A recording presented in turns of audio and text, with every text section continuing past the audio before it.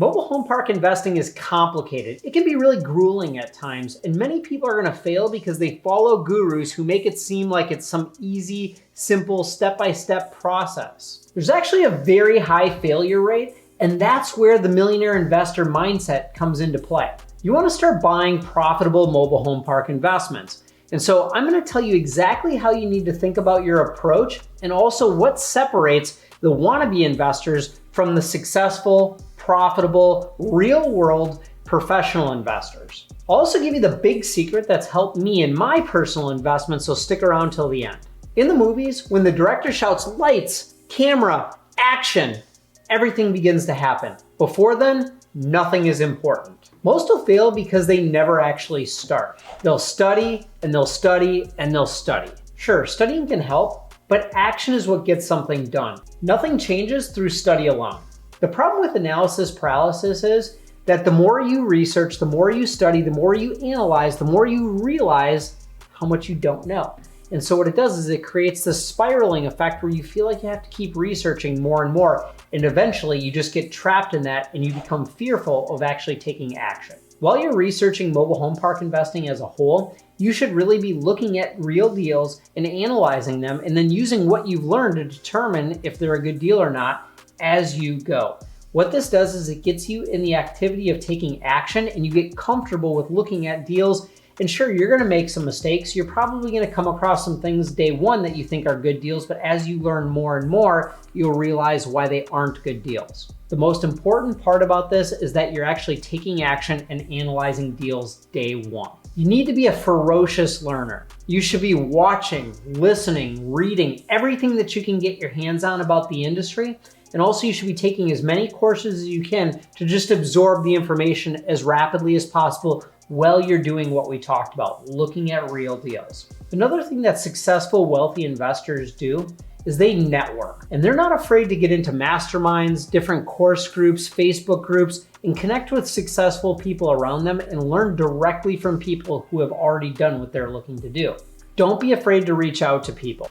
Most successful investors that I know have strong networks, and so they network as much as possible, and they actually communicate with people that they don't know. So don't be afraid to send that text message, that email, that private message, whatever you got to do, make the phone call. Just reach out to people who are where you want to be and go in with a value add mindset, and they'll often bring value back to you. The trick to making good connections is don't just ask people for their time or to pick their brain. Don't send them long, drawn-out emails with all the questions that they've already answered in different forms of content that they put out. And don't come with a needy attitude. And most of all, don't try and learn from someone who's just getting started and learning for the first time themselves. How do you approach someone that you really want to learn from? Well, you first show them that you've spent the time and made the investment to research everything that they've put out already. And then from there, you bring value by bringing an opportunity and putting it on the table. You then ask in-depth, well-researched and thought-out questions so the person on the other end answering them knows that they're not wasting their time.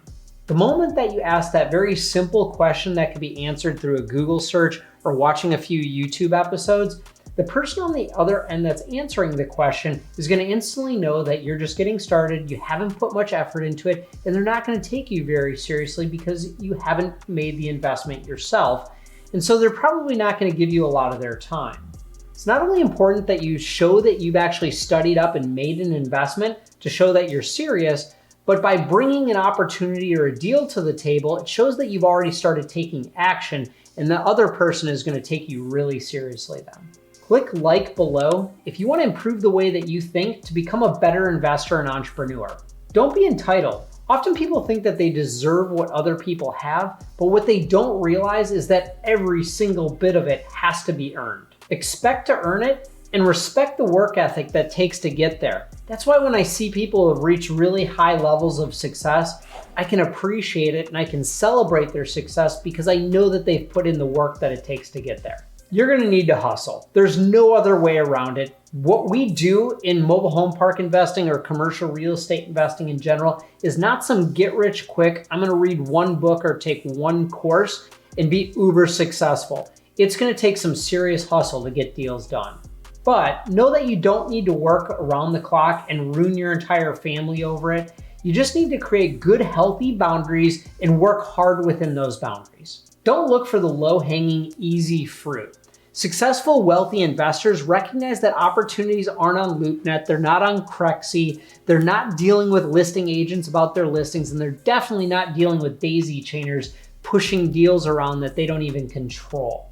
What successful investors do is they look for opportunities that other people aren't taking advantage of, and then they execute on them. They take massive action on them. Marketing is not an expense, it's an investment of both time and money, and you have to make it.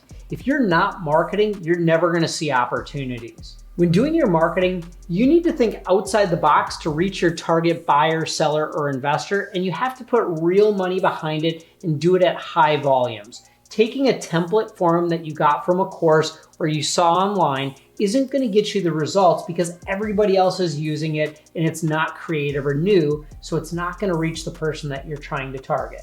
Don't follow the crowd. Just because everybody else is talking about the new shiny object doesn't mean that you need to follow. If you do, you'll never be consistent long enough to be good at anything. I've seen a lot of jack of all trades, master of none, and every time I talk to them, they're doing some sort of new investment, taking advantage of some new opportunity or new biggest and greatest thing. But the fact is, they suck at all of them and they never make anything. The truth is, I've never been that person that just has instant success in anything. I've always had to learn something and do it for an extended period of time, often longer than others, in order to get the results that I was shooting for. A great example of where I've seen people make this huge shiny object mistake is when I'd go to the Real Estate Investment Association meetings and I'd see people that I've known for years. And every time I saw them, they were doing something different. This time they were looking at single family homes for rentals. The next time they were looking at apartment complex. Then they're looking at mobile home parks. Then they're looking at self-storage, but they're never doing anything long enough to actually be good at it and have any success. Do your research, pick your strategy, execute it until you get the results that you are looking for. Drop in the comments below an example of some shiny objects that have distracted you or other people that you know, because it's happened to all of us. Successful entrepreneurs and investors set timelines. Now, this might seem like it contradicts what I just said, but you have to have a realistic view of how long it's going to take you to be successful and then work at it until that timeline. If the company or the investment has not panned out within a certain period of time, there is at a certain point a time that you need to exit and start that next opportunity.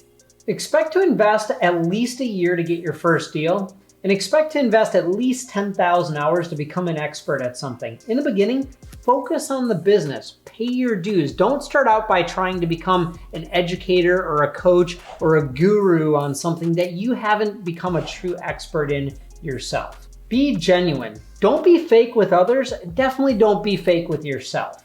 People lie to themselves and let ego fool them into thinking that they're good at everything. The most successful entrepreneurs and investors that I know are actually humble and honest about the fact that they don't know everything, and this allows them to actually absorb and learn from people who do know things better than they do. Commercial real estate investing is a team sport, and so you need to build a team of people who are really better at things than you are, and when possible, have more experience than you do. Don't try and be the smartest person in the room. The most successful investors I know have built teams of people that are far more experienced and better than they are. And a lot of the entrepreneurs that you see on TV and are well known have really surrounded themselves with excellent people. To be successful, you need to enjoy the roller coaster ride that you're gonna be on day in and day out and week in and week out. Anyone who doesn't admit that they have tough days is full of crap. Working through those rough days is what separates the winners and the losers. What happens with many people is on those tough days, they stop working. And it takes them a couple of days to get back on track and get back to work. But really what's happening is the momentum that they had comes to a halt. And you need momentum in order to move your business or investments to the next level. And so that's why they aren't getting the growth that they're looking for. All right, here's a secret that I learned from Ed Milet. If you haven't checked out his podcast, you really should. But he talks about building up confidence by making promises to yourself and then keeping them. You should really start out small, making a promise as simple as I'm gonna get up at a certain time in the morning and I'm gonna make my bed. And when you have accomplished that and you've kept that promise, you stop, recognize it, and celebrate it. Then what you do is you build up to larger promises and you continue to grow that muscle. Each time you recognize it and you celebrate it when you've kept that promise. This builds up confidence in your ability to not only make a promise and keep it, but your ability to perform. The confidence that you build up in yourself then gets other people to have confidence in you too. Plan to invest a lot of time and a lot of effort into being good at your craft, and have faith that when you sow the effort, you're gonna reap the reward. If you haven't subscribed to this channel yet, click subscribe for free now. I give you the real and raw truth about what it takes and what you need to do in order to be a successful mobile home park and commercial real estate investor. Check out this next episode on how I bought a mobile home park and sold it for 10 times what I bought it for.